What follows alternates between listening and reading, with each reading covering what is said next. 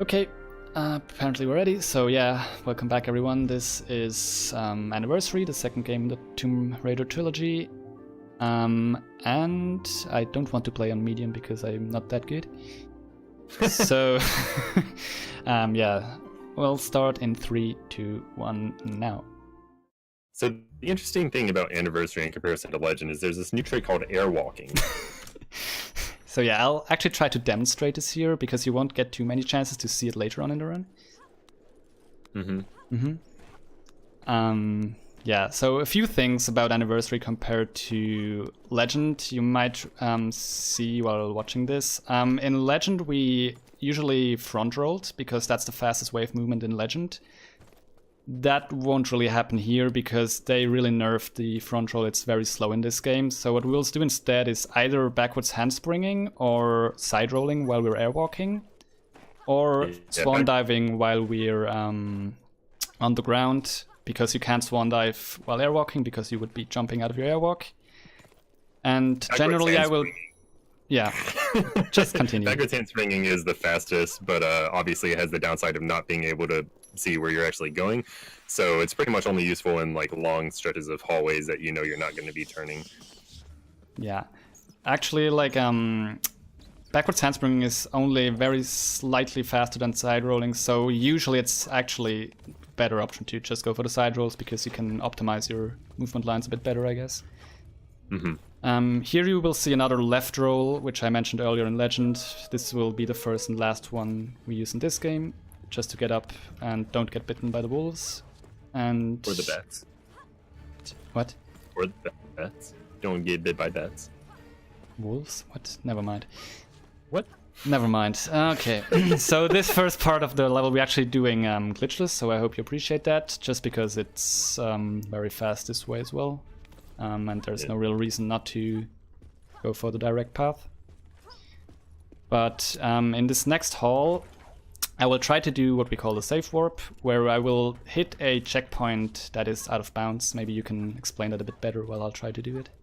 Yes, so the next area of the game, City of Vilcabamba, for whatever reason, it has a very large loading zone, like larger than pretty much any other loading zone that we found in this game, and that enables us to actually do a trick where we fall out of bounds and hit the checkpoint, and hopefully Cadarev is able to get it. It's a pretty cool trick, but it really only saves about 10 seconds or so. I'm not there yet, but I'll be soon. Yeah. Well, again, I'm working on a delay, so... Got it. Woo! So yeah, shit. Oh? The game didn't save my checkpoints, so I guess we'll have to see this part again. Oh. That's great. You're gonna go. So yeah, basically just copy what we just said and play it again. Oh, that's really bizarre. Yeah, that happened to me as well sometimes earlier. I think it's when you do a new profile while you're using vsync off. That can happen sometimes. It just doesn't create a autosave file. That's a real shame. I mean, yeah. I would have said probably just go to like a practice one and load that checkpoint because that shouldn't have happened, but... Well, I mean, I can just manually save now and load. Yeah. Whatever. So yeah, I hope you're happy with some more airwalking. That's a really big shame. But I got it for the record, so... Yeah, he got it. Just the game didn't work. Yeah. Once again, this game is actually better than Legend. Obviously, right? You have to trust some of this. It is, yeah. That's great. So how much time did I save compared to my Legend estimate? I only have your mixer open. I don't have the Shots Fired Twitch open at all. I was trying to be less robotic, so I closed every tab that wasn't this.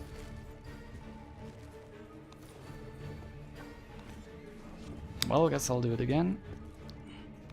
Go for it. I'll try. I hope we don't do any quit and resume later on the run where I could forget to do a manual save. I don't think think so. I mean, unless you end up like missing an airwalk and falling to the bottom. Well, we'll see. So on this part, I'll try to do a safe warp. Yeah.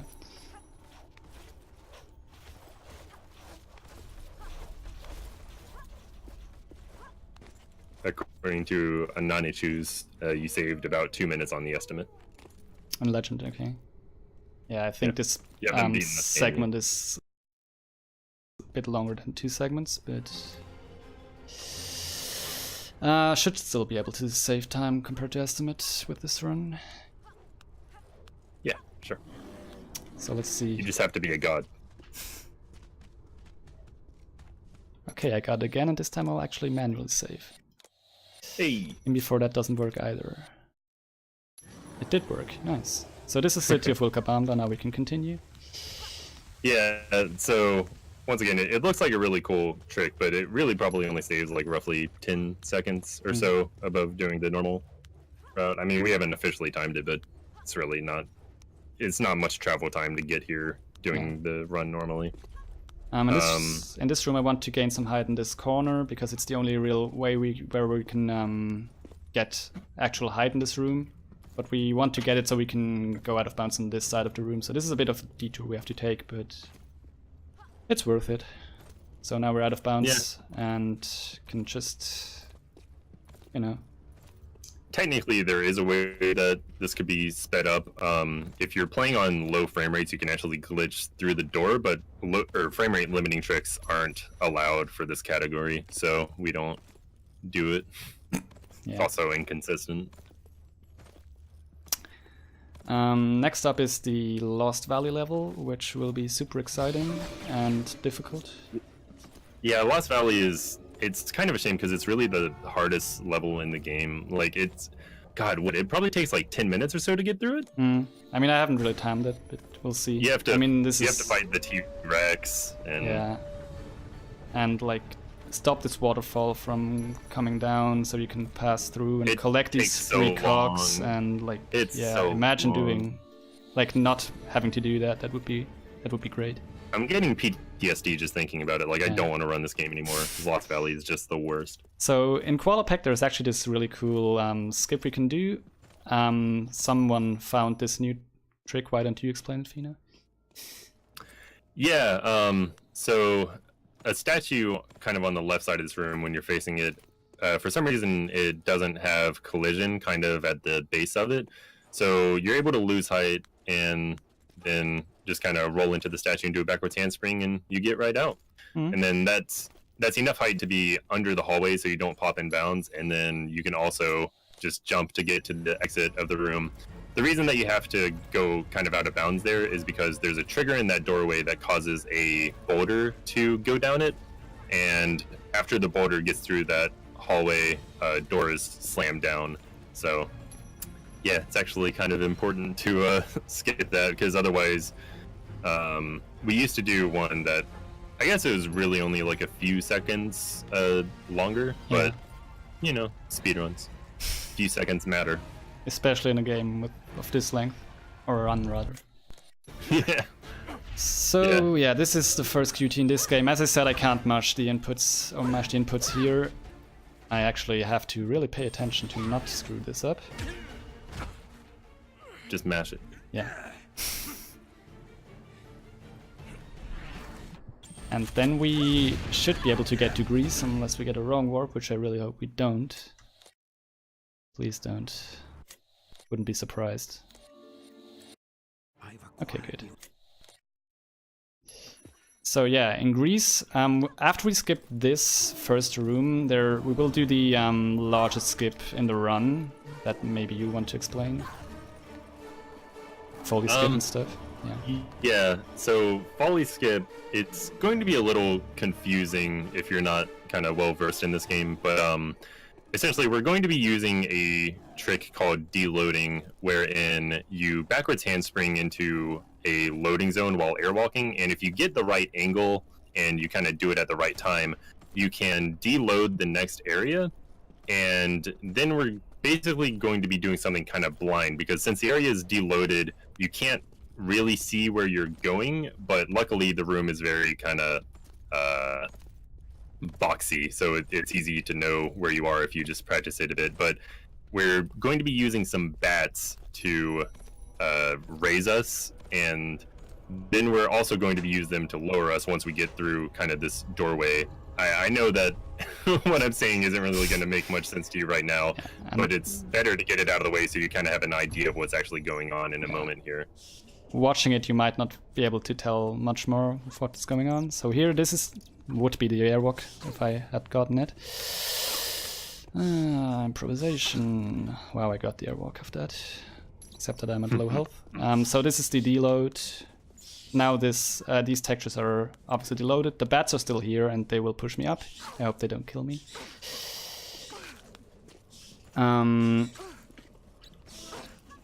Then I want to raise a bit here so I can squeeze through a small tunnel that is above the gate, which I did just now. And now I want to front roll to lose some height. Yeah, because as you're front rolling, you're kind of lowering Lara's collision, so the bats are going above you, and since the bats are flying, they're kind of pushing you down because they're chasing you.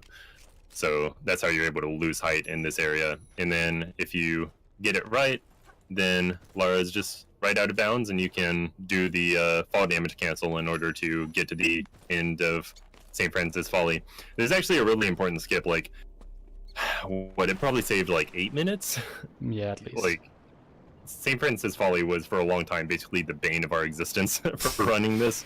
It might be the single largest skip in the game, except for possibly Obelisk of Kamun, which we skipped by going over the door. Yeah. I haven't really played Obelisk enough to really know for sure. But like that trick was, I mean, definitely in my knowledge, it's the single largest skip in this run, and it's really not hard. It was a lot harder when we first did it just because we were very unfamiliar with deloading and stuff like that, but it's pretty rare that we mess it up now. And it was found by someone who doesn't even do runs of this game. Yeah, a guy by the name of Dead Scale. And just for the sake of pointing it out, because we didn't mention it in Legend, Riku found airwalking, so I guess by that metric alone, Riku is by far the most important runner in this game's history. Here I'll try to skip this staircase by doing a fall damage cancel and going back inbounds at the very bottom of it. It's a bit tricky, I don't know. Yeah, the angle on it's also pretty tight, so. You'll see what I mean. I got it, but... Okay. Oh, did you like hit a pillar or something that caused you to bounce a little? Let's see. Let's take a look at this. Nice, right? You did the weapon switch variant. Yep, that's the only one I do with weapon switching. Oh. This is Palace of Midas, and that was Palace of Midas, by the way, so... Hey, you did it. Yeah. Technically, you're still in Palace of Midas since you didn't get the... Actually, by those terms, you're probably in Qualipec right now. Correct. So there I loaded the next part of this segment from out of bounds, which made me able to skip that small bend in the tunnel there. And here I will do what we call a corner glitch. Corner bug, I'm stupid. Maybe you explain that because I'm doing it right now. So yeah, we've actually recently determined that this is a frame rate dependent trick. You need to be getting above 200 FPS, which luckily this is a small room, so that's not really an issue. But yeah, on high frame rates, ledge kind of climbing for Lara seems to be a little messed up. So if you kind of climb towards a corner and you stop moving, then Lara's able to just kind of clip straight through the wall. And yeah, obviously this has quite a bit of utility. It's actually less important, I would say, in this run than in a different category that I run. But it still does save a good bit of time because you don't have to go into the actual room of Tihokin and skip that whole water hall. There's also another one that you can do in this room that he's in right now, or at least he's still in it for me. But it's really inconsistent and hard to get an airwalk out of it, so now we just kind of skip it.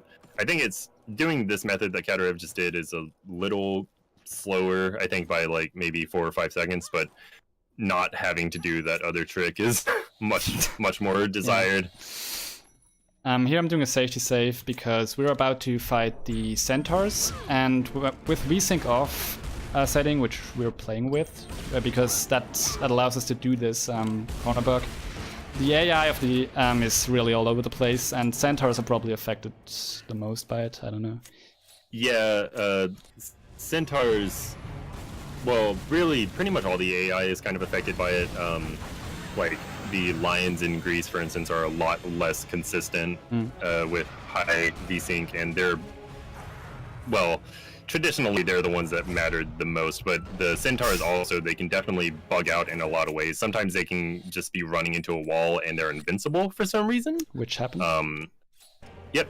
Other times, they'll just fall from the sky like halfway through your run. Or like you'll be fighting one of them and then the other one will just fall from the ceiling somehow. Very strange. Another thing is bat corpses. If Cadarev had killed any bats on the way here, then the bat corpses would fly all over the screen. It's really very comedic. Luckily, with this entire fight, Cadarev switched to manual aim, which didn't seem to do him any favors because he still switched centaurs several times. Yeah. It's really going really well. I know. Proud of you. Yeah, that brings us to Egypt, which I think has a... did I switch back the aiming mode? I don't know. Let's make sure. I didn't. No, you didn't. See? So yeah. Egypt is kind of funny because you actually do all of Egypt in one run. You don't ever hit like a level checkpoint. So Egypt, I would say, would be probably one of the longer ones if we were doing all of the levels normally, but because we have a skip to get over a door, that saves quite a bit of time. Again, I'm not entirely sure if it's faster than St. Francis Folly or not, but either way, they're both very large skips. Yeah. And the skip to get over the door, it used to be a lot harder because we didn't have the fall damage cancel, so we would have to like land on the door and then do very sketchy kind of falls off of the door, which pretty much like 60% of the time would just kill you and you'd have to reset. But now we have the fall damage cancel and not really anything to worry about. Yep, so this is the gate we're talking about. He talked about. With this skip, we basically cut the level at least in half, I'd say. I don't know. As you said, we haven't played the obelisk in quite a while, so can't really judge. It's hard to say for sure. Actually, here's a rare instance of shots being fired as well. And this is the only... Oh yeah, we do have to kill these guys. Yeah, and this is the only puzzle we still do, like, normally, I'd say. And it's a very complex one, as you'll see. Mm-hmm. You turn it right or left? I can't remember. And I got the front flip. Oh. Ah, run saved. My own. So stylish.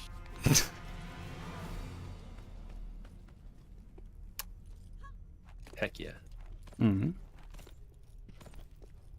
Now in this next area, there's going to be a Sphinx, and the puzzle to get through the Sphinx is also really hard, but we don't have to worry about it. Yeah. I think we'll manage to just squeeze by. In fact, even if you're not using airwalks, you can still get through this door above the Sphinx, which is nice. Mm-hmm. And now we're just making our way to the final room of this level, which is a bit tricky. So there are 2 mummies and 2 centaurs in that room.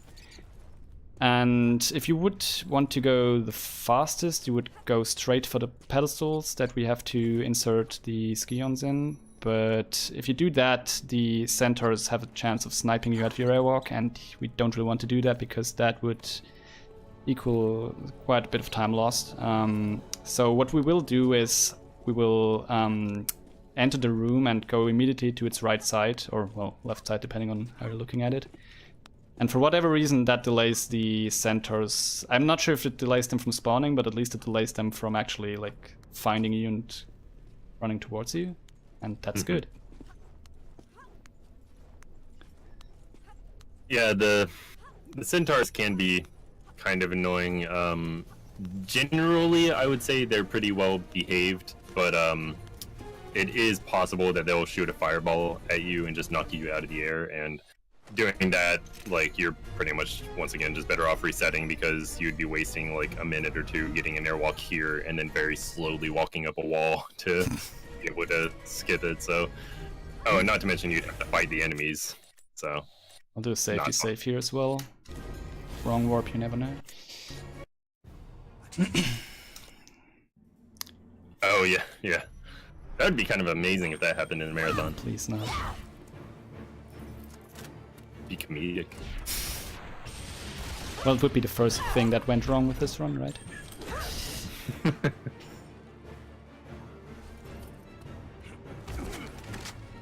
Smash the QT. Okay, so now we're in the final level of this run, which is the Lost Island. And the final area. Yeah, whatever. You know what I mean. And at the start of this area, we don't have, or at the level actually, we don't have any weapons. And as you might know by now, for airwalking, we kind of need our weapons, which means we have to do this segment glitchless, which grosses me out. Yeah, luckily we don't have to do it for very long, because I don't know what you're talking about. A pretty special person in this this speedrun's history found a way that you can actually use the grapple hook to get Lara's guns out of the wall. I don't know who it was, but like I missed them. I missed them a lot. So my guns are like stashed away in a separate room that you're usually supposed to open by collecting some fuses and inserting them into this machine or the crane and smash the top of this building with the box. But as Fino said, you can, for whatever reason, use your grappling hook, and that lets you pick up the weapons through the wall, which is great because now we can airwalk. And that lets us bypass this whole segment. In this next room, I will actually do a small detour to pick up the magnums, or whatever they're called here, 0.5 caliber guns, I don't know. Yeah. Because they speed up the final boss fight quite significantly. Yeah, that's why I don't have Reki, because I haven't done a run of this since we started using magnums. So those are the magnums. I also picked up some ammo earlier in the run, which I didn't get to use because I didn't use the magnums, but that's why I picked it up, because I need a lot of ammo for the magnums to make the final boss fight as short as possible. You also saved some ammo by not reloading in Egypt. Yep. Right? Exactly. Yep. I'm still kind of sketchy on all the information on that, so I wanted to make sure I was right about that. You know what you could explain, though, is this really cool vertical room that's coming up. I'd rather explain like that amazing QTE we just skipped. Yeah, sure, go ahead. So the vertical room is, I guess I would kind of say it's, well, it used to be kind of the hardest part of the run besides St. Francis Folly, just because you'd have to fight a lot of enemies. Now we skip all the enemies, but it's still very nerve-wracking, because if you fall at any point during the vertical room, then you get teleported all the way back to where that QTE is, or depending on, you know, exactly what you do, you could also just get soft locked to just before the vertical room. So yeah, despite the fact that we don't have to fight enemies, like Cadarev just made a save there for that express purpose. If he messes up at any point in the vertical room, now he can just load that save. But yeah, it's definitely nerve-wracking. So we gain some height off of these walls, and then we're going to be doing kind of the start of it out of bounds, and this is just to skip enemy triggers, and from here on we don't have to worry about any enemies in this room. He also has the loaded, but that's already happened on screen. I'm behind. But yeah, I don't really know what to say about it other than that, just that it used to be a very hard room, and it still kind of is, just in terms of kind of nerves. Which is why I'm not talking all that much right now. Yeah, it's also, it's kind of compounded by the fact that this is so late in the run that you really don't want to have to do this again. Yeah, and I know the game tells me I get checkpoints in here, but don't be fooled, they don't actually count. Yeah, they're lies. Yeah. And indeed, even after he escapes this vertical room, there's still another checkpoint that he quote-unquote gets, but it won't be until he's like fully in the next area that he actually gets checkpoints that aren't lying to him. And so again, he's still in danger of soft locking at this point, although of course he has that safety save, so. And he did it. Yeah, I Way to think, go. and I also got past the trapdoors in the first cycle. Good. Which brings us up to Torso, and there is something with Torso, right? Yeah, so Torso, we used to still have to fight him. Like, this isn't even that long ago, it's fairly recent.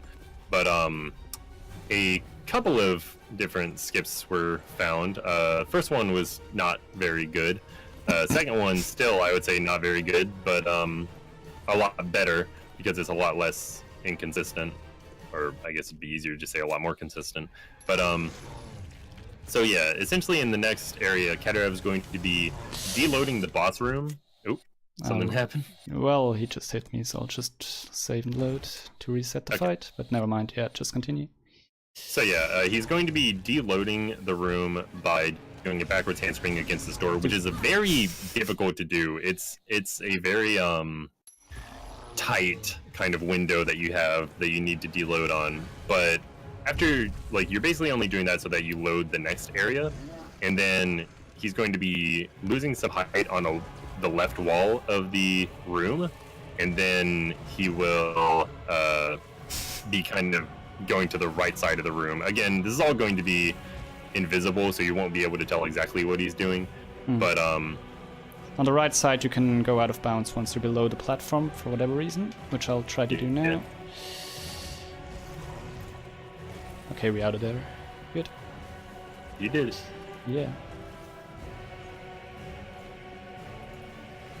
And the good thing about that skip is we actually still get to listen to the boss theme, even though we are not fighting the boss anymore, which also makes this final airwalk to the final boss somewhat more dramatic. I assume you meant dramatic. It sounded like you said traumatic. That as well. Very dramatic run. The thing about running Anniversary is that you have to get therapy after every completed run. So yeah, final boss time. Is there... want to explain how she really works, or... I mean, it's not that complex. So the first part of the fight is pretty annoying. It's a lot better now that we use magnums because the fight goes faster, but she's able to kind of teleport around, and even when you're using manual, Lara will sometimes switch what she's firing at. You need to shoot her two wings, and then you also need to shoot her body a bit, and that, you know, makes the fight go into its next phase, which is luckily a lot more kind to play against. But it's still, just in general, not a very fun final boss fight. But the nice thing about it is that to cap off the boss fight, you get what is perhaps the greatest game design trend of the last decade, which is that you get to do a QTE. So yeah, now that we're in the second phase, Cadarev is just making her get enraged, and then he's going to, well, do kind of precise shots in order to get her health down as much as he can. And then, yeah, we just have a QTE that Cadarev is not going to mess up. You spoke a bit loud there. Why would you do that? You know, I'm not sure. I have these weird I don't know, just like flashes of memories of someone who almost has a world record and they mess up the very last input. I don't know where I'm getting that from though. Multiple times. So yeah, time will be after I skip the final cutscene and we get the final level end statistics, which will be soon. I don't know what my time is, but I actually don't really want to know after that start. Hopefully you're just a underestimate. I don't know.